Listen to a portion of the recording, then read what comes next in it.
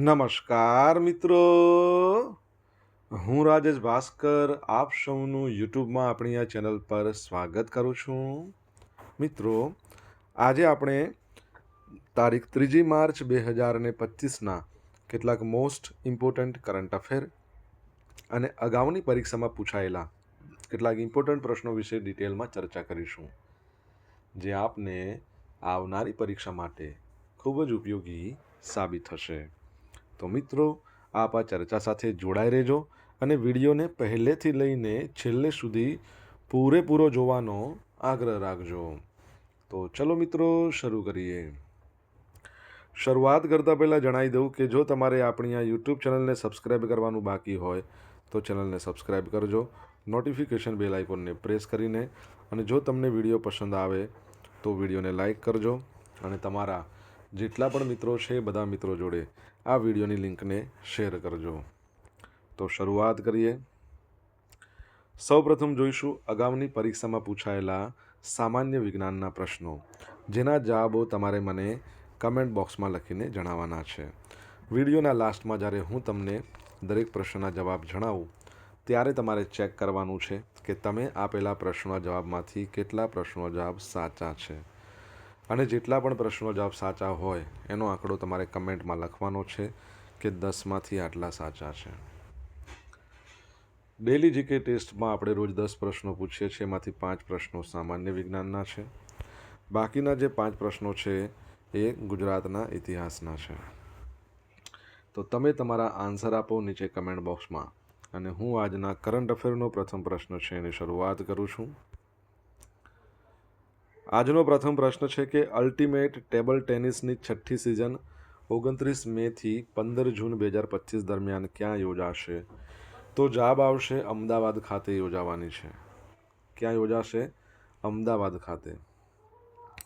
તો ભારતની ટોચની ટેબલ ટેનિસ લીગ એવી અલ્ટિમેટ ટેબલ ટેનિસ એની 6ઠ્ઠી સિઝન છે.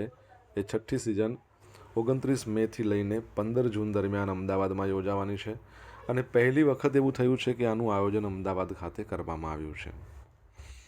અલ્ટિમેટ ટેબલ ટેનિસ આ લીગ સતત આગળ વધી રહી છે, અને તેમાં ભારતના તથા વિદેશના શ્રેષ્ઠ ખેલાડીઓનું મિશ્રણ 8 ટીમની અંદર જોઈ શકાય છે, જેમની વચ્ચે ટાઇટલ જીતવા માટે રોમાંચક મુકાબલો જોવા મળશે. અમદાવાદમાં આવનારા સમયમાં મોટી આંતરરાષ્ટ્રીય ટુર્નામેન્ટ યોજવાની મહત્વાકાંક્ષા રહેલી છે, જેમાં 2030નું યુથ ઓલિમ્પિક્સ, 2036ની ઓલિમ્પિક ગેમ્સ. યુટીટીની 6ઠ્ઠી સિઝન શહેરમાં યોજાવા જઈ રહી છે, ત્યારે દર્શકો પાસે વૈશ્વિક સ્તરીય ઓલિમ્પિકમાં સામેલ રમતના ભારતીય અને આંતરરાષ્ટ્રીય ખેલાડીઓ વચ્ચે રોમાંચક મુકાબલાઓને નજીકથી જોવાની તક મળશે. ગોવા ચેલેન્જર્સે ગત સિઝનમાં દબંગ દિલ્હી ટીટીસીને હરાવીને સફળતાપૂર્વક પોતાનું ટાઇટલ ડિફેન્ડ કર્યું હતું, અને એ લીગના ઇતિહાસમાં 2 ટાઇટલ જીતનાર પ્રથમ ટીમ બની હતી. ટેબલ ટેનિસની વાત છે, તમને ખબર હોય તો રિસન્ટલી આપણે ભણ્યા હતા કે પશ્ચિમ બંગાળના એક ટેબલ ટેનિસ કોચ જેમનું અવસાન થયું, તમને ખબર હોય તો તમે એમનું નામ જણાવી શકો છો કમેન્ટ બોક્સમાં લખીને. દર વર્ષે વિશ્વ વન્ય પ્રાણી દિવસ ક્યારે મનાવવામાં આવે છે? તો જવાબ આવશે 3 માર્ચના રોજ, એટલે કે આજનો દિવસ છે. તો વિશ્વ વન્ય પ્રાણી દિવસ પૃથ્વી પર હાજર જંગલી પ્રાણી સૃષ્ટિ અને વનસ્પતિના સુંદર અને વૈવિધ્યસભર સ્વરૂપોની ઉજવણી માટે દર વર્ષે 3 માર્ચે વૈશ્વિક સ્તરે મનાવવામાં આવે છે. વિશ્વ વન્ય પ્રાણી દિવસ જંગલી પ્રાણી સૃષ્ટિ અને વનસ્પતિના સંરક્ષણથી પૃથ્વી પર વસતા લોકોના ફાયદા વિશે પણ જાગૃતિ આવે છે. આ દિવસ વન્ય પ્રાણી અપરાધ અને જાતિઓમાં માનવ પ્રેરિત ઘટાડા સામે લડવાની જરૂરિયાતની યાદ અપાવે છે, જેના કારણે વ્યાપક આર્થિક, પર્યાવરણીય, સામાજિક અસરો થાય છે. 2025ની આની થીમ એવી છે કે વન્યજીવ સંરક્ષણ, નાણાં, લોકો અને ગ્રહમાં રોકાણ. તમને ખ્યાલ હોય તો આપણે ગઈકાલે કે પરમ દિવસે ભણ્યા હતા કે અનંત અંબાણી છે, એનું કઈ સંસ્થા છે, શું છે, જેને પ્રાણી મિત્ર એવોર્ડ મળ્યો હતો? બરાબર છે? તમને આવડતું હોય તો કમેન્ટ બોક્સમાં લખો. વર્લ્ડ હિયરિંગ ડે, વિશ્વ શ્રવણ દિવસ, બરાબર છે? તો એ પણ 3 માર્ચે ઉજવવામાં આવે છે. World Hearing Day World Health Organization દ્વારા દર વર્ષે 3 માર્ચે બહેરાશ અને સુનાવણીના નુકસાનને રોકવા અને વિશ્વના કાન અને સુનાવણીની સંભાળને કેવી રીતે પ્રોત્સાહિત કરવામાં આવે છે એના પર જાગૃતિ લાવવા માટે યોજવામાં આવે છે. વર્લ્ડ હિયરિંગ ડે 2025ની થીમ માનસિકતા બદલવી, કાન અને શ્રવણ સંભાળને બધા માટે વાસ્તવિક બનાવવા માટે તમારી જાતને સશક્ત બનાવો. તમને ખબર છે વર્લ્ડ હેલ્થ ઓર્ગેનાઇઝેશનની વાત આવી તો મને યાદ આવે છે કે અમેરિકા છે ને એ વર્લ્ડ હેલ્થ ઓર્ગેનાઇઝેશનમાંથી નીકળી ગયું છે અને ત્યારબાદ બીજો પણ એક દેશ છે જે પણ નીકળી ગયો, એ દેશનું નામ જણાવો. અને આજે મિત્રો વિશ્વ લેખક દિવસ પણ છે. શું છે? વિશ્વ લેખક દિવસ. ઓફિશિયલી નથી પણ ઘણા બધા દેશોમાં મનાવવામાં આવે છે. યુનાઇટેડ નેશન્સનો નથી પણ ઘણા બધા દેશોમાં મનાવવામાં આવે છે. આસામે 8,888 નર્તકો સાથે ઝુમુર નૃત્યના આકર્ષક પ્રદર્શનનો રેકોર્ડ કર્યો છે.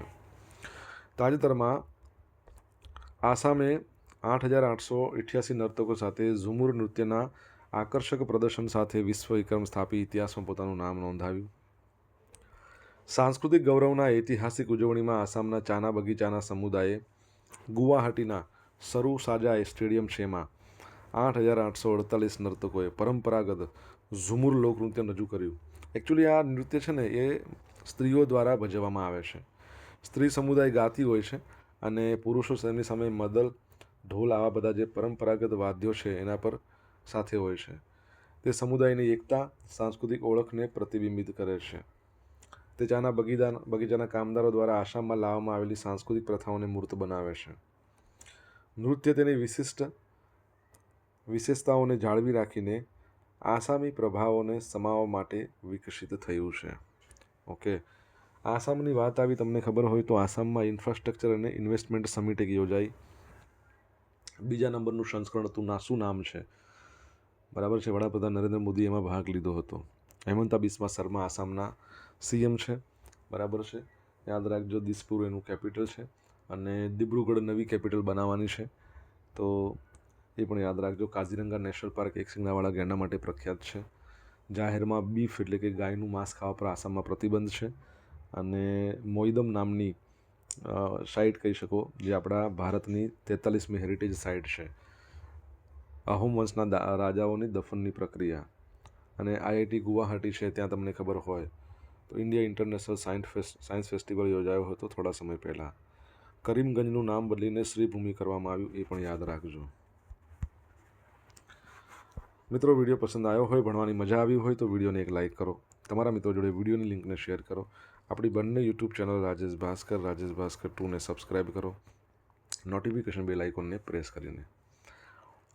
જો તમારે ડેલી કરંટ અફેરની પીડીએફ જોઈતી હોય તો આપણી ટેલિગ્રામ ચેનલ છે એને જોઈન કરો. લિંક વિડીયોની ડિસ્ક્રિપ્શનમાં છે. અહીંયા તમને પોલ્સ પણ મળશે. દુનિયાની સૌથી મોટી ઇલેક્ટ્રિક વ્હીકલ મેન્યુફેક્ચરર ટેસ્લા ભારતમાં તેનો પહેલો શોરૂમ ક્યાં ખોલશે? તો જવાબ આવશે મુંબઈ ખાતે. કઈ જગ્યાએ? મુંબઈ ખાતે. તો દુનિયાની સૌથી મોટી ઇલેક્ટ્રિક વ્હીકલ મેન્યુફેક્ચરિંગ ટેસ્લા મુંબઈમાં તેનો પહેલો શોરૂમ ખોલશે. મુંબઈના બાંદ્રા કુર્લા કોમ્પ્લેક્સમાંથી હશે. કંપનીએ તાજેતરમાં આ માટેના સોદાને અંતિમ સ્વરૂપ આપ્યું છે. ટેસ્લા દિલ્હીના એરોસિટી કોમ્પ્લેક્સમાં બીજો શોરૂમ ખુલે તેવી અપેક્ષા છે. હવે ટેસ્લાના સીઈઓ ઇલોન મસ્ક છે, એમણે તાજેતરમાં જ પીએમ મોદીને તેમને યુએસ મુલાકાત દરમિયાન મળ્યા હતા. આ પછી કંપનીએ ભારતમાં 13 નોકરીઓ માટે ખાલી જગ્યા બહાર પાડી છે. મુંબઈના બીકેસીમાં શોરૂમ ખોલ્યા પછી ભારતમાં નોકરીઓ માટે ભરતી કર્યા પછી આશા વધી રહી છે કે ટેસ્લા એપ્રિલ સુધીમાં ભારતમાં પ્રવેશ કરશે, ભારતમાં કારનું વેચાણ શરૂ કરશે. ટેસ્લા હાલમાં ભારતમાં ઉત્પાદન એકમ સ્થાપશે નહીં. તે શું કરશે? જર્મનીના બર્લિન બ્રાન્ડનબર્ગમાં ગીગા ફેક્ટરીમાં ઉત્પાદિત કાર ભારતમાં લાવશે. ટેસ્લા શરૂઆતમાં અહીંયા મોડલ 3, મોડલ વાય પર કાર લોન્ચ કરી શકે છે, પરંતુ વૈશ્વિક બજારમાં તેના બંને મોડલની કિંમત $44,000થી વધુ છે. એવી અપેક્ષા છે કે કંપની તેને ઓછી કિંમતે લોન્ચ કરશે. ટેસ્લાની આપણે વાત કરીએ 2003માં એની સ્થાપના થઈ. બરાબર છે. અને એના સીઈઓ છે ઇલોન મસ્ક છે. હેડક્વાર્ટર તમારે કહેવાનું છે ચેરમેન રોબિન ડેલહોમ છે. ટેસ્લાનું હેડક્વાર્ટર હાલમાં ક્યાં છે? ઇલેક્ટ્રિક વ્હીકલ ડે 9મી સપ્ટેમ્બરે મનાવવામાં આવે છે, યાદ રાખજો. તાજેતરમાં મુખ્યમંત્રી ભૂપેન્દ્ર પટેલે કોની અધ્યક્ષતામાં ગુજરાત વહીવટી સુધારણા પંચની રચના કરી છે? તો જવાબ આવશે હસમુખ અઢિયા. કોણ? હસમુખ અઢિયા. તો તાજેતરમાં મુખ્યમંત્રી ભૂપેન્દ્ર પટેલે રાજ્યના વહીવટી માળખા અને કાર્ય પદ્ધતિઓમાં જરૂરી ફેરફારો કરવા માટે મુખ્યમંત્રીના મુખ્ય અગ્ર સલાહકાર હસમુખ અઢિયાની અધ્યક્ષતામાં ગુજરાત વહીવટી સુધારણા પંચની રચના કરી છે. આ વર્ષે 2025-26ના બજેટમાં જાહેરાત કરવામાં આવી કે રાજ્યમાં વહીવટી સુધારણા પંચની રચના કરાશે. આ ગુજરાત વહીવટ સુધારણા પંચ જરૂરિયાત મુજબ અન્ય વિષયના નિષ્ણાતોની સેવા લેવા માટે, સાથે સાથે ખાસ વિષયની કામગીરી માટે તેના વિષય નિષ્ણાતો સાથે પેટા સમિતિની પણ નિમણૂક કરી શકશે. હવે આ ગુજરાત વહીવટી સુધારણા પંચનું મુખ્ય કાર્યાલય એ શું રહેશે? SPIPA, centre for good governance, SPIPA.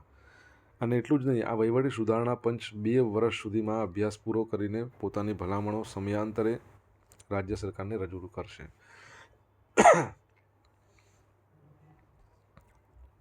મુખ્યમંત્રી ભૂપેન્દ્ર પટેલે આ ગુજરાત વહીવટી સુધારણા પંચની વિધિવત રચના મંજૂરી આપવા માટે તેના ટર્મ્સ ઓફ રેફરન્સ પણ નિયત કર્યા છે, જે મુજબ વિવિધ 6 જેટલી બાબતોમાં આ પંચ કાર્ય કરવા સાથે રાજ્ય સરકારનું જરૂરી માર્ગદર્શન પણ કરશે.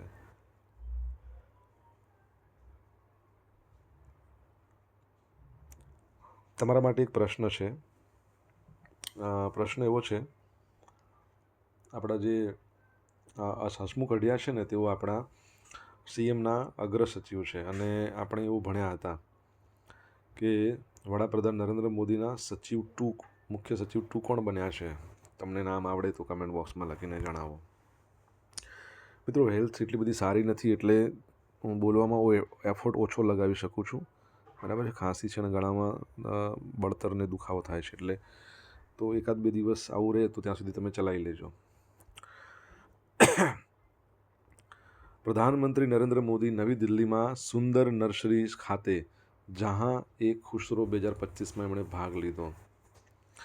આ મહોત્સવ અમીર ખુશરોના વારસાની ઉજવણી માટે વિશ્વભરના કલાકારોને એકત્રિત કરી રહ્યા છે.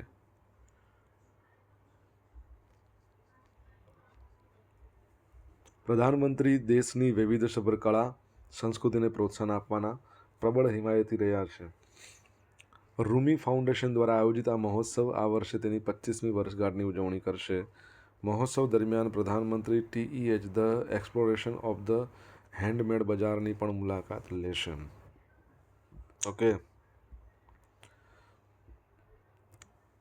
તમને ખબર છે, રિસન્ટલી એક બુક ફેર યોજાયો હતો. કઈ જગ્યાએ યોજાયો હતો જણાવો. સોશિયલ મીડિયાના માધ્યમથી મારી જોડે કનેક્ટ રહી શકો છો. મારું ઇન્સ્ટા આઈડી છે rajesh.i.bhaskar. મારું ફેસબુક આઈડી છે RI ભાસ્કર અને ટેલિગ્રામ ચેનલ છે આપણી, કઈ છે? રાજેશ ભાસ્કર, જ્યાં તમને ડેલી કરંટ અફેરની PDF મળશે અને પોલ્સ પણ રમવા મળશે. જો ભણવાની મજા આવી હોય તો વિડીયોને લાઇક કરો, તમારા મિત્રો જોડે વિડીયોની લિંકને શેર કરો, ચેનલ સબસ્ક્રાઈબ કરવાનું બાકી હોય તો સબસ્ક્રાઈબ કરો, નોટિફિકેશન બેલ આઇકોનને પ્રેસ કરીને. કયા IITએ રેલવે મંત્રાલય સાથે મળીને ભારતનું પ્રથમ હાઇપરલૂપ ટેસ્ટ ટ્રેક વિકસાવ્યો છે? તો IIT મદ્રાસ. ઓકે.